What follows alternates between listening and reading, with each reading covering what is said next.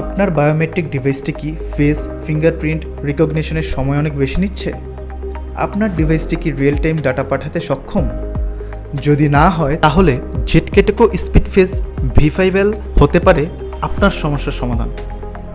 ডিভাইসটিতে পাবেন first authentication speed, intelligent capture, auto sensing, faster access. Internal স্টোরেজে থাকছে 2 লাখ পর্যন্ত data capacity. Authentication methods: face, fingerprint, card, পাম।